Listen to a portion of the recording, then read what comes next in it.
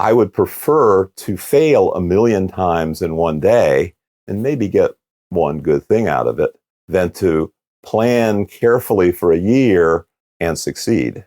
Because that one success that I got that was very predictable because I predicted it is probably less optimal than the 1 in 1,000,000 that I got by trial and error. Mm-hmm. And if you take that 1 in 1,000,000 and then diversify it, and then pull a 1 in 1,000,000 out of that and keep doing it, that's evolution.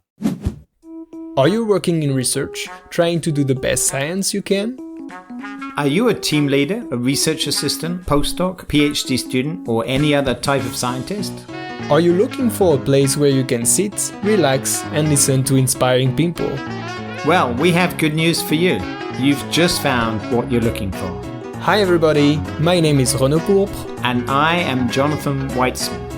Welcome to the Lonely Pipette, helping scientists do better science.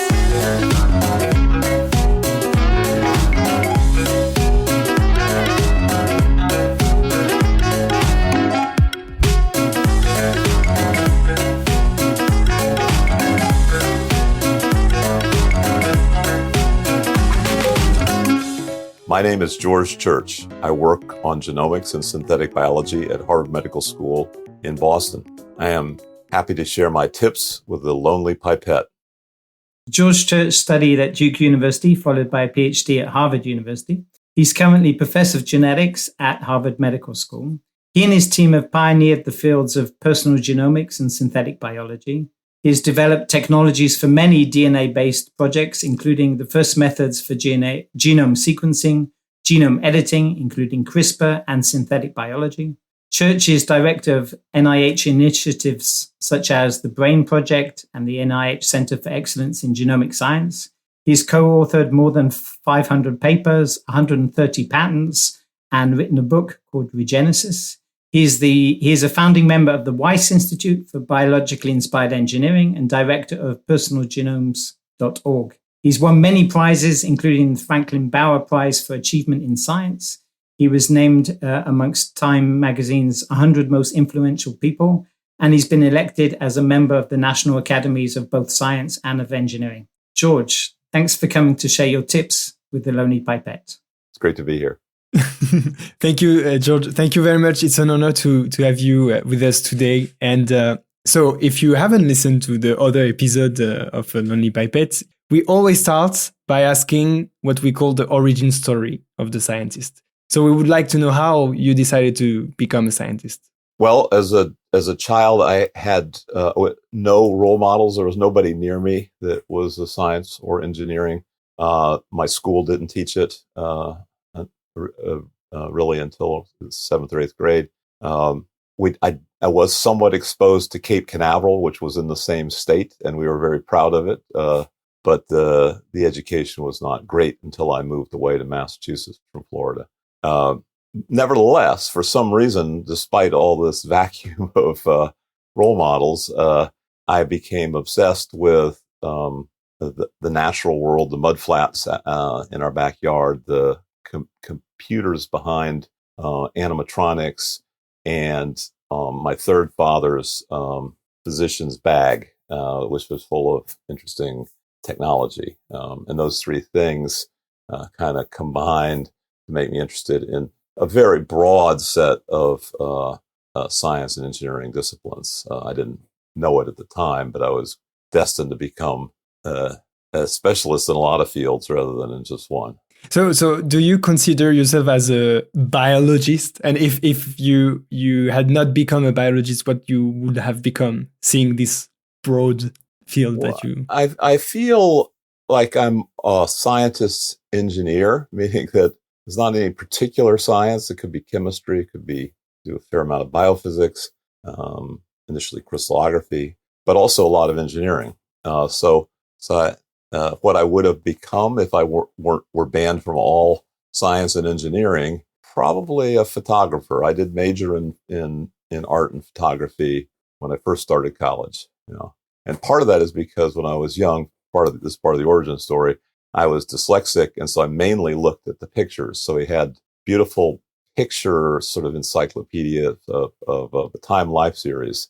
I think it was like 51 volumes in all, and I more or less memorized all the photographs. I barely knew what they were about, but that was I was fascinated by photography, and so the dyslexia didn't hold you back, or did it on the well, in the contrast? It may have. Did it stimulate? I didn't do the control of no dyslexia, but it probably held me back and advanced me. I mean, to some extent, in a world that prizes innovation, which our world partially does, in that part of our world that prizes innovation, being different almost any axis helps you. You don't have to be. It doesn't have to be a particular neurodiversity. I mean, it doesn't have to be high functioning autism or OCD or narcolepsy or you name it. I had pretty much all of those, but any one of them would have done to move you away from the middle of the bell curve, and then you just have no choice but to think about things a little bit differently. So you've enjoyed being far from the middle of the bell curve, and you've had a long and very productive career working on many aspects of genome biology. How have you chosen the projects that you work on? So I think until recently it was fairly intuitive. It still is. But I would say if you had to make it algorithmic, I would say that it used to be hard to do anything. And so you had to choose between fundamental pure science and technology and societal benefit. You could work on medicine, or you could work on phage biology, but you really couldn't do both at the same time. But now, because the technology is so much more powerful, it's been improving exponentially. You can now do all three, and so I look for projects where it looks like a good fit for all three. Meaning, we can do something pure, philosophically interesting, something that is a technological improvement of thousands, maybe millions fold, not twofold, not interested. And it's societally beneficial, meaning ideally globally.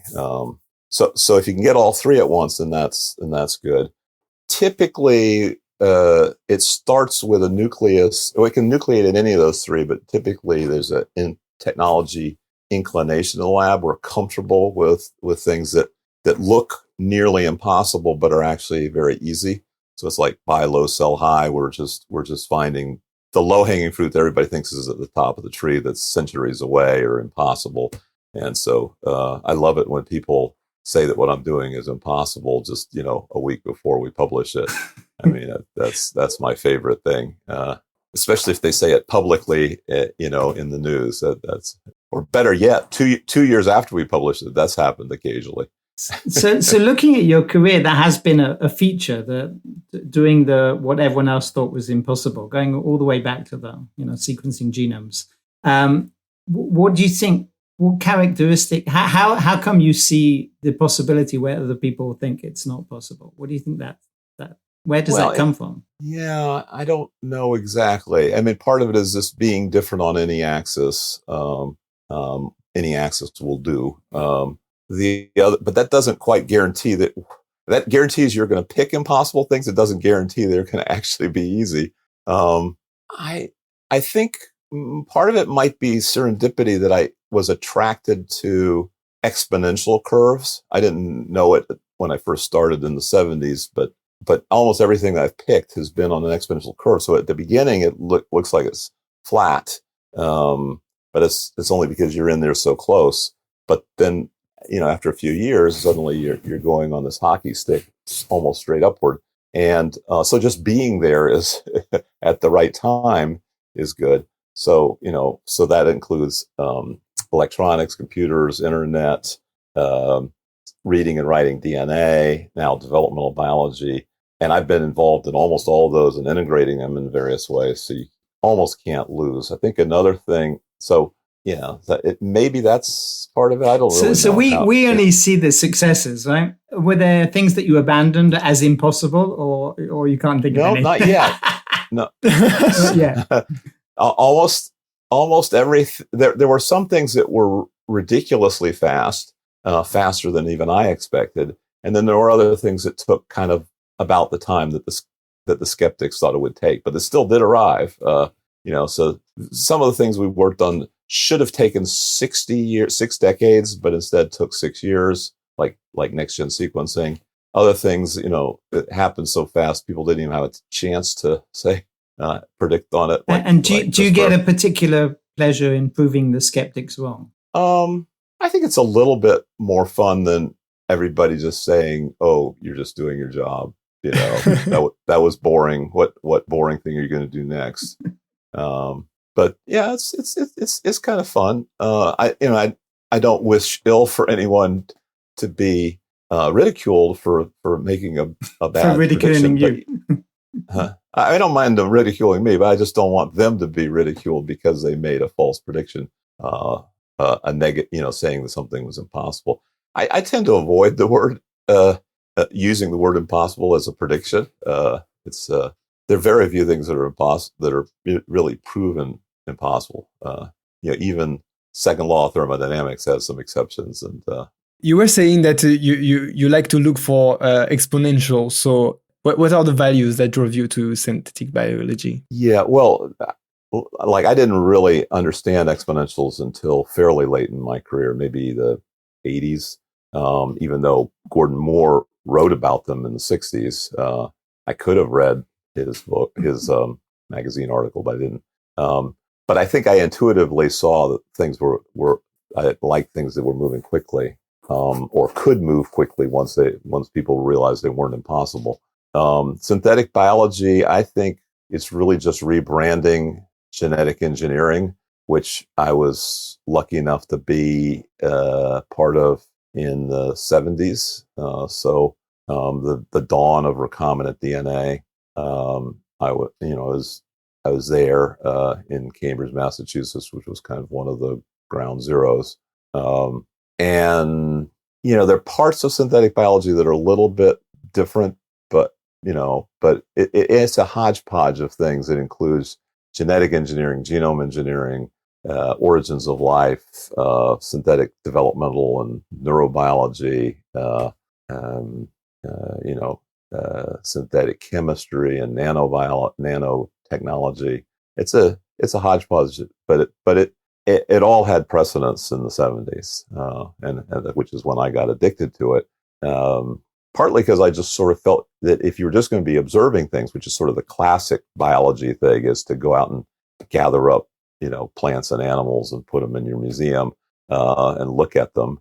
I sort of felt like you would get ideas, you'd have hypotheses, and to test them, you needed to be able to change the biology. You had to do some kind of synthesis, very similar to synthetic chemistry, to prove that you had correctly analyzed the complex structure of a chemical. You would synthesize it and show that it had the same properties. So somehow is one step further than just the observation. So it's taking a big, gigantic step further. Yeah. But you need both. You can't write without reading, generally speaking. It's very hard. Perfect. So where does that visionary style come from? Was there someone who inspired you along the way? When I was young, my mother, who was not a scientist, she eventually got a degree in law and psychology, but she liked to feed me not these picture encyclopedias, but also biographies. And so I read about Luther Burbank and Marie Curie and Edison, and then later, after I left home, I read about Buckminster Fuller in ninth grade, and a few people like that. So tending on the engineering side of the spectrum, and maybe that was what biographers like to write about, or maybe that's what I'd like to read about. And they definitely inspired me, and of course, all my mentors did as well.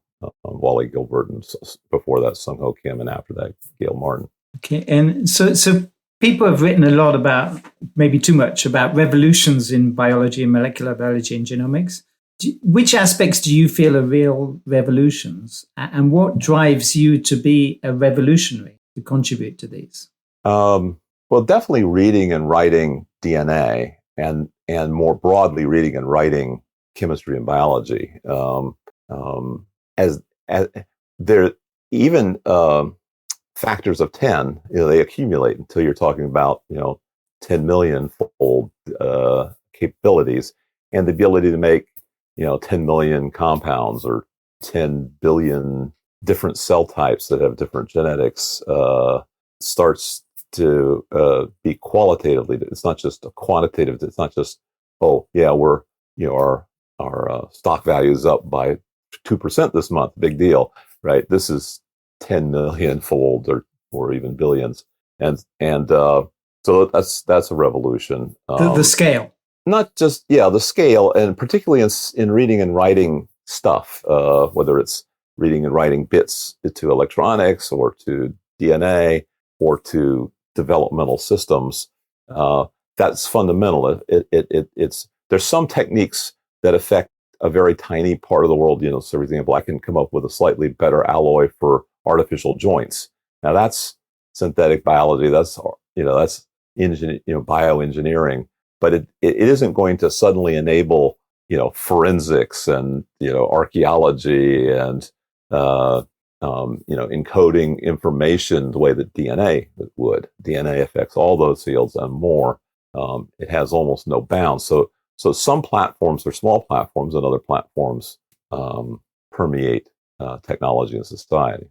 And what drives you to be would you call yourself a revolutionary? Yeah, I mean, I guess I am not. Not in the French cutting people's heads off style. But. No, I'm definitely not that kind of revolutionary. Or the Americans shooting from behind rocks, as opposed to standing in nice bright red lines in the open. That was the thing that was revolution at the Revolutionary War was that we didn't fight the normal way. But I don't mind. I don't mind being part of a intellectual or scientific or engineering revolution. I like to have company.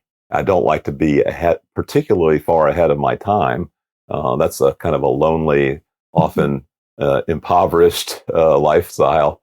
You want to be, maybe 2-3 years ahead. Maybe have 1,000-year vision, and then work on the exponential so it becomes a 10-year vision. So it seems like you're incremental because it only took 10 years, but it could have been 1,000 years.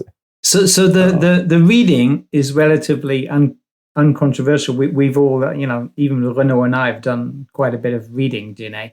But the genome editing and writing raises new types of questions. How do you think we should navigate these ethical and philosophical questions that the writing raises or the editing? Well, I think the reading raises a lot of issues too. You can identify people just from the dust they leave behind.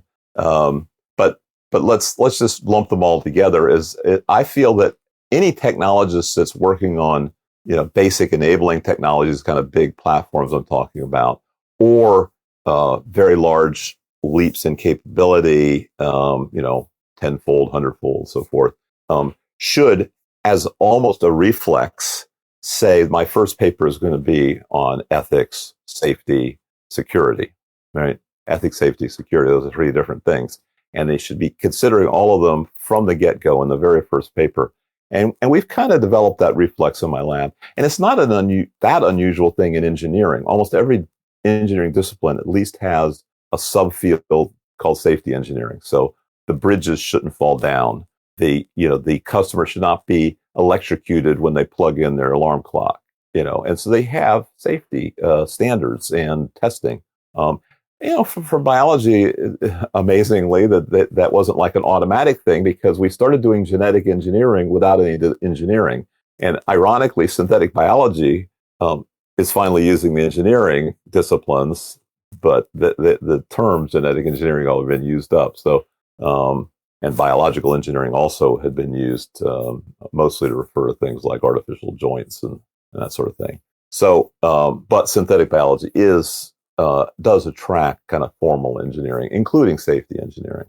So you think we should be addressing it from the beginning? Absolutely, from the beginning. And how do we do that? Well, so one thing is to engage the public, and very often the ethicists will say engage the public, but they really haven't got a plan as to how to do that, because for the most part, very often the public doesn't care. and you can make as much of a noise as you want, scream that these scientists are out of control, and the public still doesn't care. And you can even drop, a nuclear weapon on a Japanese city, and still it's business as usual for most of the world. So you need to engage the public. That's part of it. You need to think out of the box as much about what could go wrong as you did thinking out of the box of creating the technology, and ask and take it a few more chess moves forward, which is, okay, this is how we would prevent that particular unlikely event. Does that create new problems? And then what do we do about those new problems? And you just and have that broad discussion. To get people engaged, you need to put it in terms that they can relate to, like, movies, basically, or in some cases, governmental action. Usually that comes long after you've got a well-established industry and a bunch of movies. But some of my colleagues complain about negative examples of negative consequences of science and engineering. And to me, that it's good to have movies like that are, like Frankenstein and Gattaca and Jurassic Park. These are good because what they do is they help us, even the scientists that are experts, help us visualize in a visceral way, what could happen. And even if you think it's unlikely, you make it even less likely by taking action. And so all the negatives that we can visualize, we're less likely to live through. We'll live through some other dystopia, but not those particular ones. And so it's our exercises to think as many of those as possible. This is really interesting because actually this is something that we see, as you say, a lot in the pop culture, like seeing negatively technology, the dysfunctionment of this in the future. But how could we inject this a bit into our researcher? Because I have the feeling that people are a bit afraid to think negatively of the future of their research, even if it can have a positive feedback on how we develop those technologies. Well, that's true. They're reluctant to think negatively, and they're even more reluctant to speak negatively publicly because they think that their funding might dry up. That may be, but I think it's better to have it dry up at the beginning than after you got a big, all your students have grown up and you got this big ecosystem of scientists, and then you shut the whole thing down. I think it's far better to expose yourself when it's hypothetical, when there's really very little money at stake. It's all words and images on the silver screen. It's not. That's the time to have the discussions. Sometimes very far in advance. Now with exponentials, it's hard to be very far in advance. It used to be. Frankenstein was clearly very far in advance. We still haven't done it 100 years later, but I think that's the time to have the discussion, and it really shouldn't hurt the science if you do it properly, especially if you can think of the answer as well as the problem. Exactly. Then you can do that, but don't stick your head in the sand. Right. Talking about technology and future, your lab has become known for creating many biotech companies. So how do you see your role as an entrepreneur? Right. Well, when I was very young, before graduate school, I thought that scientists wrote papers, and that was kind of the end of it. Then they would go back and they'd write a grant, and another paper, and grant paper, and it turns out that if you have a new technology that you want the world to use, writing a paper is not sufficient. It's not like there's a bunch of companies out there just reading the literature and reducing it to practice and selling it in a supermarket. You have to accompany it. You have to coax it out a little bit, and many governments recognize this, and they have incentives to things like patents. Patents are kind of a global incentive to publish your work, but not just publish it, but publish it in a way that's enabling. And rather than the alternative to patents is trade secrets and not saying anything, and this or saying it in a way that's obscure, where you claim you did something amazing. I made a perpetual motion machine. and the details don't fit in this academic article that I just wrote. This it has to be reduced to practice in order. And there are other incentives like the Bayh-Dole Act in the United States that encourages that's essentially university startups. So I think that's working system. What do you think was now the biggest challenge, you think, turning science into business? Because we heard a lot of researchers always think about this, how we can turn my research or my science into something that can be up there with the society and into a business. So what is for you the biggest challenge for that? Well, the biggest pair of challenges is novelty and utility. Those are the same things you need to get a patent. And usually, scientists are missing one or both of those.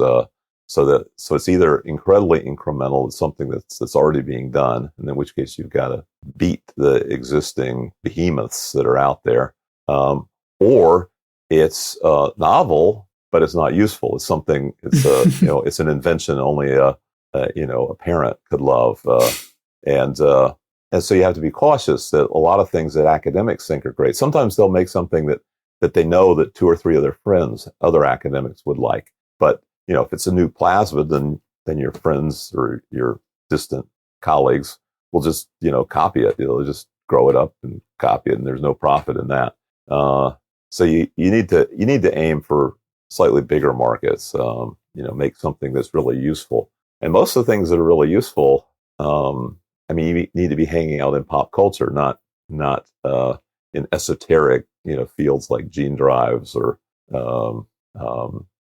xenotransplantation or something like that. But jumping off the word useful and coming back to your contribution to reading. So you were one of the first people in the world to have their genome sequenced and shared openly. Right. How has having your genome sequenced impacted your life? Or maybe not. Yeah. There's 2 levels. There's one is how is having my genome sequenced like everybody else since then had their genome sequenced. How has it affected all of us? And then the other is how is my particular genome been beneficial? So I think there's a misunderstanding in reading your genome, which is currently and likely for quite a while in the future, only a small percentage, maybe 2% of us, 3% of us will get some benefit from our genome. Now, that doesn't mean that, we're all lucky and we don't need to get it sequenced. We don't know whether we're in the 97% or in the 3% until we read it. So we need to read it. So we all need to read it. So that's number one. And I sort of assumed I would be in the 97% where I wouldn't learn much from my genome.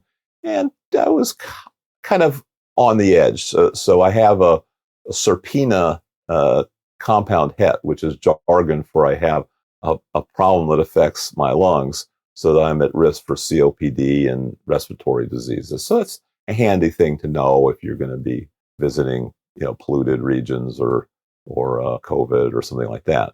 So also I had a family history of senile dementia, and so my family, as I was getting my genome sequenced, my family would on a regular basis ask me, "So, what's your ApoE status, or what are all your risk factors for Alzheimer's? Including the presenilins and so forth." And so when it came in, and I had basically the best possible alleles in all of these genes, my family, breathed a sigh of relief that they weren't going to be, washing me for the rest of my life. And so then, or finding me, hunting down where I had wandered off to. Then there's the other aspect of me as a guinea pig. Okay, so that's how a person might personally benefit from their genome. First of all, they have to just buck up. It's only $300 now. Maybe you're in the 97% and you consider your $300 as a waste of money, but you didn't know that. It's like insurance is a waste of money if you never have a fire or automobile accident or dismemberment. But now, me as a guinea pig, my genome and more importantly, my stem cells are used in a whole variety of industries and academic research. They're the main cells that were used for the formation of GC therapeutics, which is an epigenetic, tissue engineering operation. They're used in Genome Project Right, in the ENCODE project, in the a bunch of the NIH projects.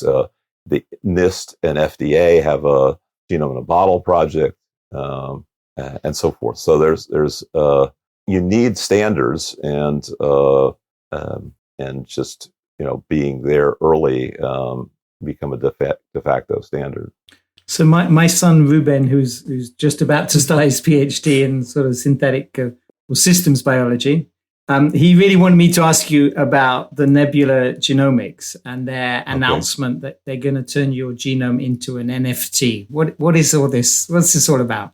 So Nebula Genomics. So I've done a whole series of experiments in different ways that we can bring this revolution to the people. Like I said earlier, people aren't always interested in a new kind of science until you can make it real for them. And so some of the experiments I've helped with 23andMe, which is a way of kind of look at ancestry. Also helped with GNOME, which was one of the first to deliver whole genome sequences in 2007, and then dating apps. And in the case of Nebula, the angle was security through homomorphic encryption queries, where you can ask questions about a genome without decrypting it. It stays encrypted.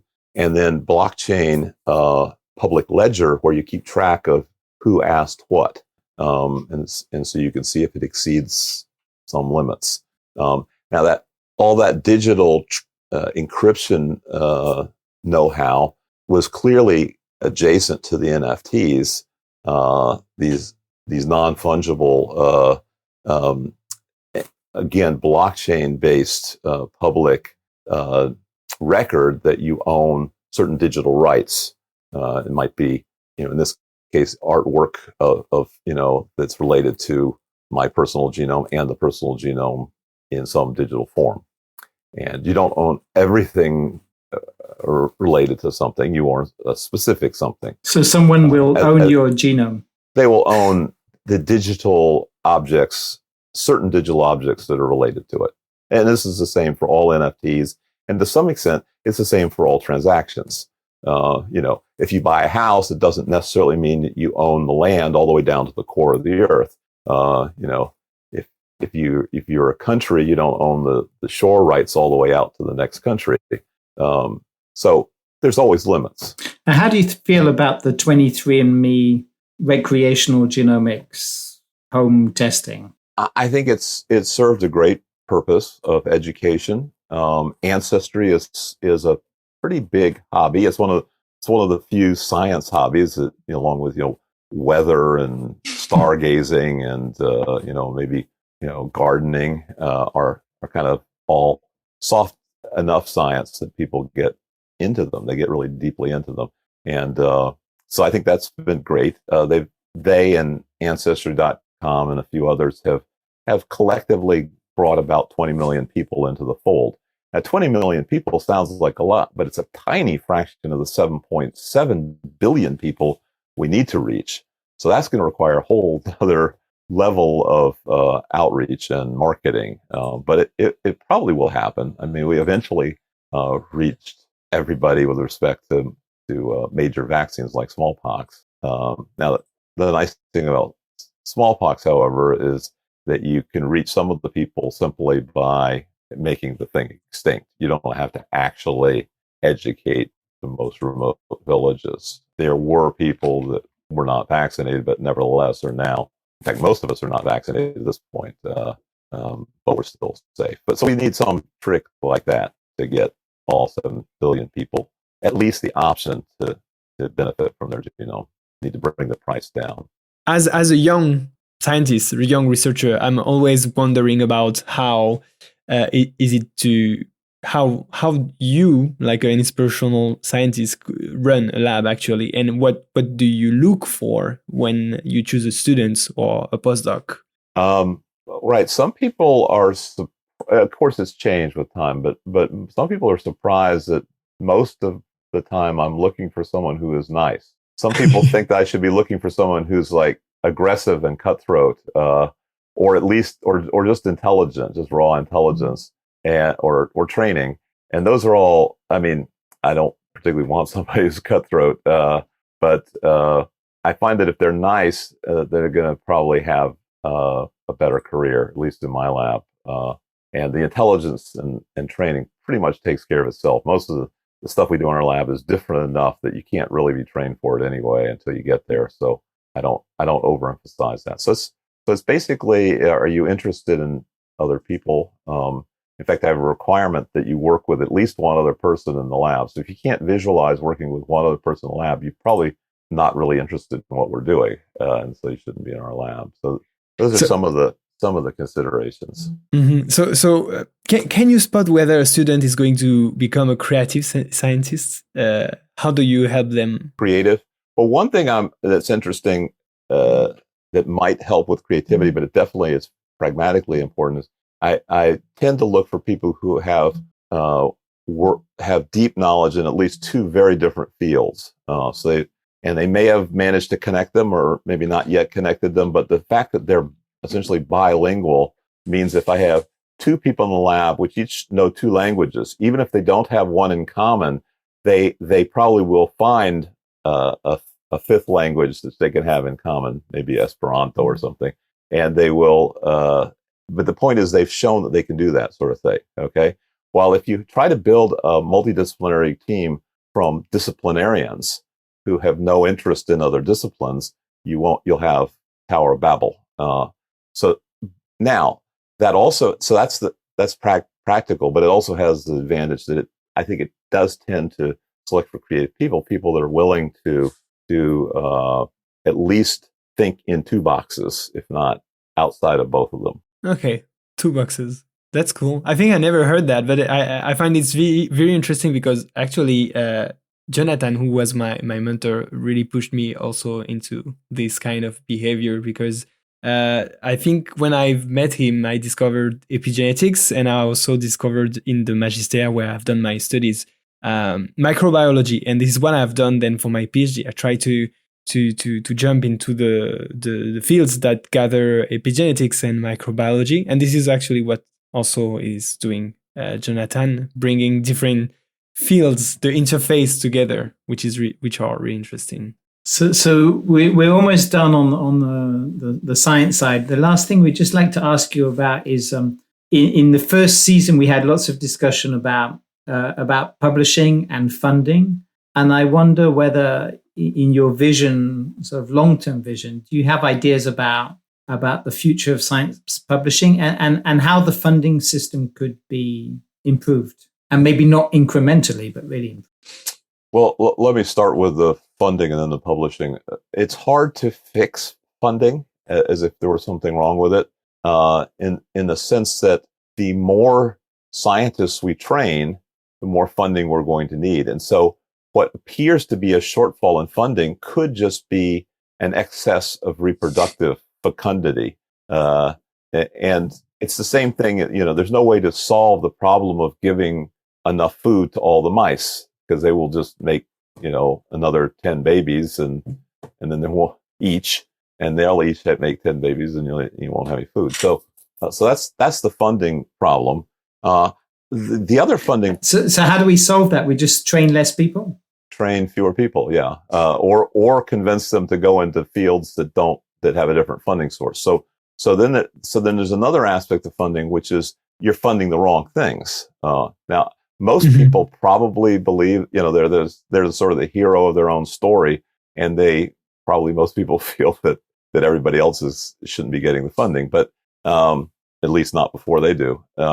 So it helps to have a diversity of funding sources. So NSF is different from NIH, is different from DARPA in the United States, and which is different from various international funds, different from philanthropy. So each of them have their own little idiosyncrasies. And if you don't fit in one, you'll hopefully fit in another. So I think that's a healthy thing. There's also funding the capitalism. So, the whole patent royalty thing, you can get benefits from that, even while you stay in academia. Takes a while, and you have to be lucky and or very skillful. But in any case, there are a variety of mechanisms, and you should avail yourself of whichever ones work. But that's the funding part. Publishing is somewhat related. There are a lot of gatekeepers for both. They're your typically senior colleagues who, again, feel that their science is the best science. And so they kind of have a gate that says you can't get published. If you can't get published, you're not going to get a grant. And if you do somehow manage to get published, they'll stop you at the grant phase. And this creates animosity in the field. I think one of the things that's healthy is the ability to publish reprints. They can't stop you from publishing. And there's a particular tendency to block publications that are for outsiders, people who don't speak the language perfectly, people who are thinking, wild new ideas. They get blocked in publications and grants more so, while they're a priori, in my opinion, more likely to contribute to revolution. Exactly the people that would innovate the most are the ones most likely to be blocked. Some of my favorite, and this is kind of control within a lab, some of my favorite publications within my lab take the longest to get published. Now, part of that is because the people publishing in my lab have delusions of grandeur, and so they aim for the hardest possible journals. But in addition, there's this reluctance to publish things that are contrary to everyone's sacred dogma. And but the preprint helps. So some of my papers have been delayed as much as 3 years. And the fact that it's still publishable at the end of 3 years is a testimony to how far ahead we were. It was way ahead. Yeah. So that was great, George. Thank you very much. In the second part, we're gonna talk more about less about the science, less about your sort of science, and more about George. Hey folks, don't run away. You're listening to The Lonely Pipette with Renaud Pourpre and Jonathan Weissman, where our goal is to help scientists do better science. If you're enjoying the show and you want to learn more, you can follow us on Twitter at Lonely Pipette, and please share the podcast with your friends. If you don't want to miss any of our future episodes, you can subscribe to our mailing list and join our community. Click on the subscription link on our Twitter account. It's as simple as that. Take a few moments to get more tips from the Lonely Pipette. I'm just going to jump on the fact that we talked about entrepreneurs before, and you know that famous entrepreneurs, they like to share their morning routines. They have personal habits, and so we were wondering, do you have any special routine or habits you have in the morning to get ready for the day? So I've been an early riser most of my life. What does early mean? Around 4:30 in the morning, and I typically get about 5.5 hours of sleep. And then I wake up completely alert. I mean, I don't need coffee. I'm just immediately, my head is whizzing, because there are a bunch of ideas that I got from the dream world. And I just want to immediately act on them. And so early in the morning before anybody else gets up, is my best time. I'm quite alert.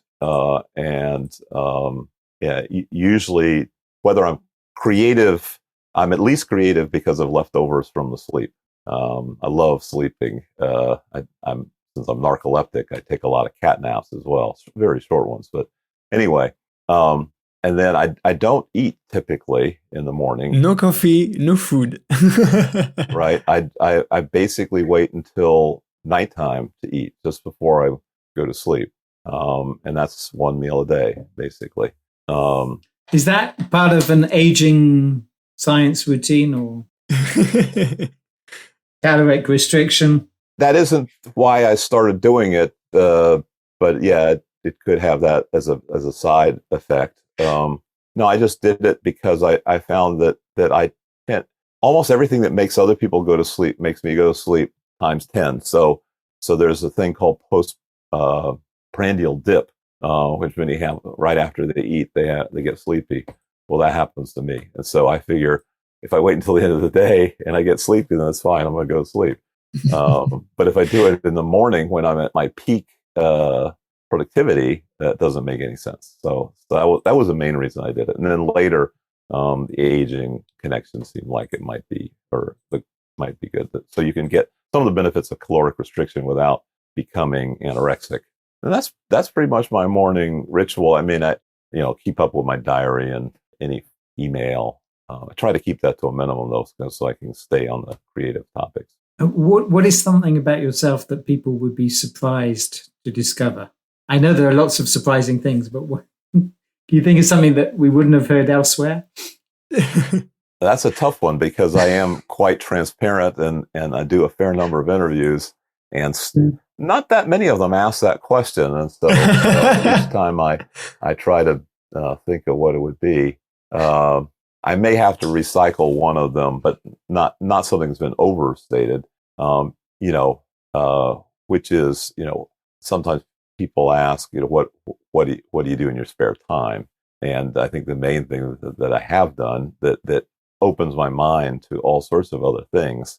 You could call it the creativity bonus. Normally, it's phrased a different way, which is my paternal and grandpaternal activities. So my daughter and her daughters have always surprised me, and I take the lessons, the things they're interested in, and I learn about them, and then that surprises other people. So so for example, I was just with my granddaughters and I mended both of their party dresses, and my daughter specifically didn't mend them for this visit so that I could do that because she remembers fondly that I would mend her party dresses. And so I think that actually, I may never mentioned that in a. Is that switching off, or it's just being somewhere else, or? I would say it's switching on. I mean, I think I'm learning what they're interested in. So my daughter did her undergraduate major in fashion and photography, fashion design and photo photography art. I probably encouraged her in the photographic direction because I gave her a 4x5 camera and showed her stuff I had done with my 3D old, these are 1940s, 1950s cameras. But then she feeds it back to me with all her new observations. And that helps part of my brain that's already pretty visual. Anyway, so that's the best I can do for something that might be a little surprising. And do you have any advice for getting that work non-work balance right?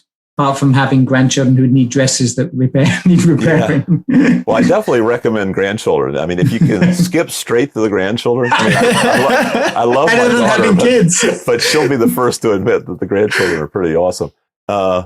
In fact, one of her favorite phrases is that her children are better than my children. So, or my child.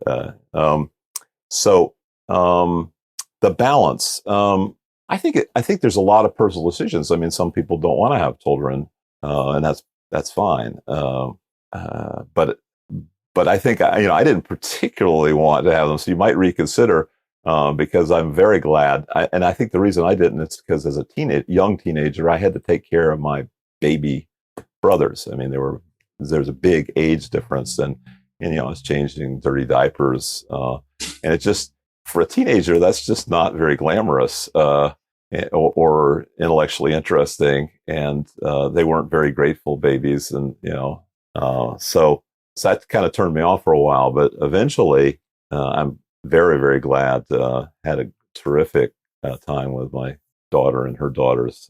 So reconsider if you're not already reconsidering it. And some of it has to do with your biological clock and all sorts of things that might surprise you about yourself someday. And then it sort of takes care of itself. I mean, once you got babies, there's going to be some balance, a lot more balance than you had before the babies. They force you. It's just kind of like they're so cute. You can't disappoint them too much. Maybe a little bit, but so I had one of my first sabbatical professors was John Roth, and his observation, this was before I had a baby. He says, George, you need a little more chaos in your life. I've got plenty of chaos. Right. Great, great.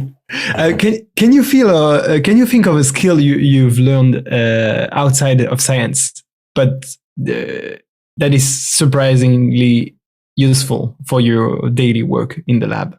Outside of science, well, to me, nothing's completely outside of science. That's one of my problems. But I would say that communicating with journalists is something that many of my colleagues underappreciate. For them, it's a kind of perfunctory thing you do when you have a major paper coming out, and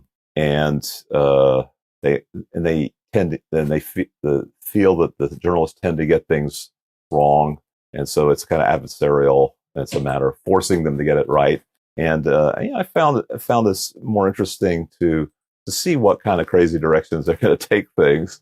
And I'm a kind of a laissez-faire person in general. I want my lab to be creative, and I want the journalists to as well. And so I developed a very kind of close relationship to a lot of journalists. Some of them have covered our work, more than 50 times. So we'll be back, George. yeah, you're welcome to come back another 49 times if you want. So, I think that if you're going to complain that the government isn't funding your field, or you're going to complain that nobody understands you, then you can't also avoid journalism. One or the other. You could either hide in your cave and do your science and not worry about it, the funding and the communication, or you should do. And I don't think every scientist needs to do this. This is just my a fairly tiny fraction of science just have to communicate. A tiny fraction have to do radical innovation. In fact, if we all communicated and all did radical innovation all the time, I don't know, it would be probably a big mess. I'm just thinking, what about, let's talk about challenges a bit. What do you think have been the most difficult thing about leading a big team with all these startup companies on the side? Well, that actually is probably the least challenging thing in my life. The big challenges were, flunking, repeating ninth grade and part of graduate school, and not getting funding. I didn't get any NIH funding between the time I started my lab in '86 and 2004. And this has been true for many of my most successful postdocs. Like one of my postdocs that co-invented CRISPR didn't get his first 18 NIH grants, even though he's an excellent author and had this tremendous track record. So those are the hard parts. Starting companies, actually, I started out where basically some people would come to me and say, "Hey, you want to join?" And that was easy. Yeah, okay.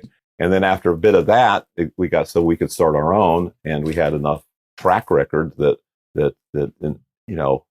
investors would invest. So I know this is not everybody else's experience, so I don't want to sound like I'm unaware, but I'm just saying that for me personally, that's been much easier to get investors than to get grants. What about the leadership side of it? Is it difficult to lead and to manage this enormous lab? So that's an interesting question. I actually... You don't do it. I don't manage. I don't even manage my own lab. I am very aware and very interested in the projects, and I would like to believe both broad and deep knowledge, but I usually don't tell people what to do. I don't micromanage, or macromanage. I just don't manage, and that definitely extends to my companies. My university doesn't even want me to take a board of directors or C-level positions, CEO, CSO, or anything like that. And so usually I'm just an advisor. And to some extent, I'm being an advisor right this minute, right? That's relatively easy to do. You stick to things that you know, or think you know, or someone else thinks you know, and just answer honestly. If the people in the lab are making what others might consider mistakes, you just let them learn by themselves. Well, it's not. No, that's a sink or swim. I'm not into that. what I do is I'll say things like, well, if I were in your position, I would do this. But it's, you can do whatever you want. Or I could say, yeah, the last 5 times we tried that, it cost $1,000. It didn't work. But I try not to say something's impossible or even a bad idea, because that'll be the thing that works. That'll be the revolution. And I've got a pretty good gut feeling for what is a revolution, but I'm not sure I have the perfect gut feeling for what isn't. And so I want to avoid that. I try to steer people toward things I think are the future and away from things that are kind of waste of time spinning wheels. I do it with a very gentle touch rather than telling them what to do. I will do things like I'll send out an email to the lab. Hey, I'm going to write this grant on this topic. Anybody want to join me? And what happens is the grant's interesting because it's about the future, and we'll all start brainstorming about the future, which is fun. And then after a couple months of thinking about this particular future, they're addicted to it. They want that future to come to be, and they become such an expert in this future that they don't want to wait for the grant to come in. They just start working on it right away. And that's what I want. That's exactly the thing I want. Or I can nudge things by who I hire. I can, or who I even interview. That influences the lab, because if somebody comes in, does an interesting interview talk for the lab gets excited about that, and even if we don't hire that person, we'll probably collaborate with them or their mentors. You're very calm. Do you ever get annoyed? Actually, a number of people have called me calm or pathologically calm. Never heard of that. Yeah, that it probably. I mean, there are probably exceptions, but they're pretty rare. I find even really, really bad things to be mildly amusing. So again, that's part of the pathology. Right. So something we wanted to ask you is we heard you talking about practicing failure. Can you explain us and the listeners what does it mean and how do you do that? That's a great topic, and I didn't really have a good answer for that until recently. And I realized there's an analogy between practicing failure and the way we do one of the key not so secret sauces in my lab is called multi-plexing. And I joke that my middle initial is M for multiplexing, George M. Church. And the key to multiplexing, or one of the keys, is that you can mix together a bunch of different potential solutions. Sometimes we call it a library. And you'll select out of that library the thing that works the best. It's very Darwinian. Is you'll generate diversity, and then there might be one survivor. And this is a particular branch of genetics. It's kind of the classical mutagenize and select genetics. It's not all genetics is of that type. So the bigger the library and the tougher the selection, the better. So from that perspective, I would prefer to fail 1 million times in one day and maybe get one good thing out of it than to plan carefully for a year and succeed. Because that one success that I got that was very predictable because I predicted it is probably less optimal than the 1 in a million that I got by trial and error. Mm-hmm. And if you take that 1 in a million and then diversify it, and then pull 1 in a million out of that and keep doing it, that's evolution. And we just want to do evolution at a slightly higher pace than the original version of it. And we can now. We can do sort of evolution that's at a billion, many billions of times faster than it used to go. Great. Now, what do you think? How has a failure or an apparent failure set you up for a later success? Well, so the comment that I just made about failure was that it wasn't so much that the failure set up for success. It was that if you do 1 million shots on goal, one of them is going to be an extreme value, which will be of greater value than something that was perfectly planned out. But you're asking a slightly different question, which is, how does one recover from kind of an ordinary failure rather than one of these intentional millions of failures? And maybe more than recover, thrive. So, I say I had to repeat 9th grade because I went to a much, much better school. the thing that bothered me more than repeating ninth grade, which also allowed me to catch up developmentally. So I was a year ahead at that point, and so I was immature physically relative to my peers. Even though I was tall, I was not, didn't reach adolescence. So that year let me catch up there. But it also, they put me back in math, which really irritated me because I was like, I had up to that point been the best mathematician in the room. And the fact that I had to take baby math in ninth grade, I just was furious. And I found a bunch of other people who were also set back. We all came from, impoverished educational systems, but we all knew that we were good at math. And so we kind of made a little gang and decided that we were going to do our own math. And we did. So almost all of us had caught up or gone ahead by the time we graduated. So I guess that was a case of a failure. And the same thing happened when I had to repeat part of graduate school. It rescued me from, Southern education and got me to Harvard. And the second time through, I behaved myself and it was much easier to behave myself because the courses were a lot more interesting. They were taught by the pillars of these new sciences, like molecular biology. I had teachers like Matt Messelson and Wally Gilbert and, the pioneers of molecular biology. So it was very easy to pay attention. Anyway, those are two pretty classic failures.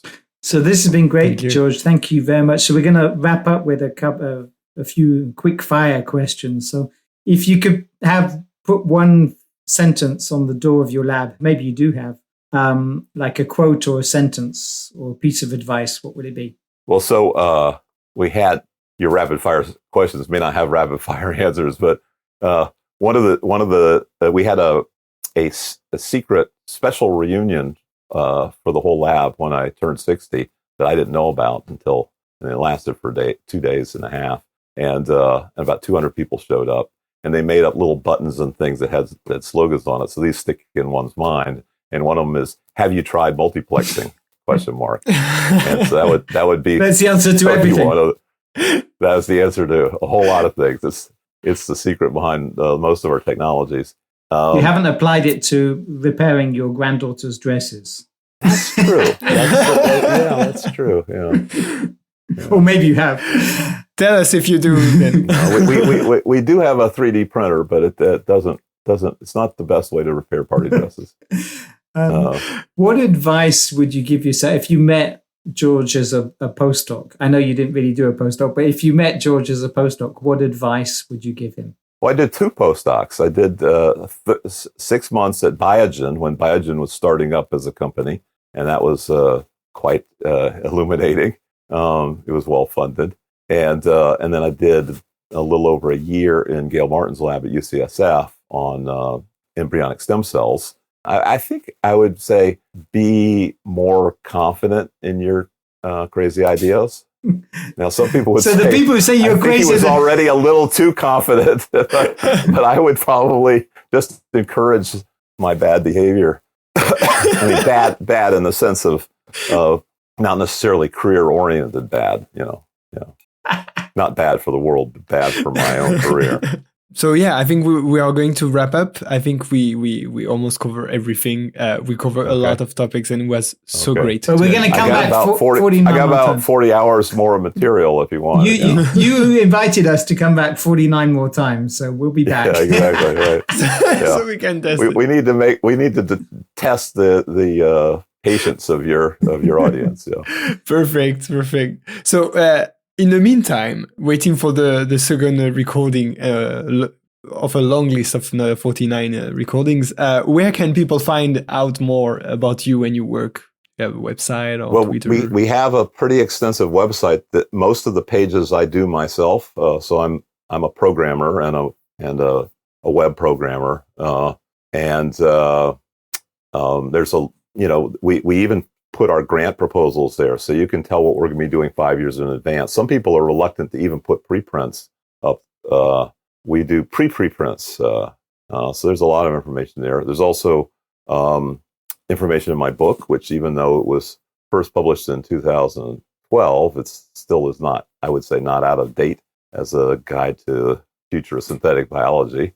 And what else? Personalgenomes.org. You can learn all about my medical records, or better yet, about the revolution in personal healthcare and sharing integrated data sets about human biology.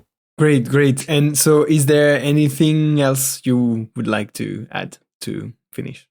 I think we shouldn't open that box right at the moment. The answer is yes. Yes, there we go. Yes, period, full stop. To be continued. George, this is fantastic, really. I okay. must say we were a little nervous speaking to you because of the aura and the reputation that you have, but it's been fantastic. Thank you for being so open and honest, and we'll be back. Okay, fantastic. Have a good life. See you in a century, if not sooner. So that's it for this episode. Thank you for joining us at the Lonely Pipette. We hope that you learnt something new, that something resonated with your own experiences, or that you just enjoyed the science. Let us know your thoughts on Twitter at Lonely Pipette, and please share it with your friends in the lab. If you want to join our community, you can subscribe to the Lonely Pipette mailing list or mail us by following the link available on our Twitter profile. You will receive the next episodes directly in your mailbox. How cool is that? Stay tuned for the next show, and remember, you might feel like a lonely pipette, but it doesn't mean you're alone. Tips from the Lonely Pipette can help you to do better science. À bientôt! À bientôt!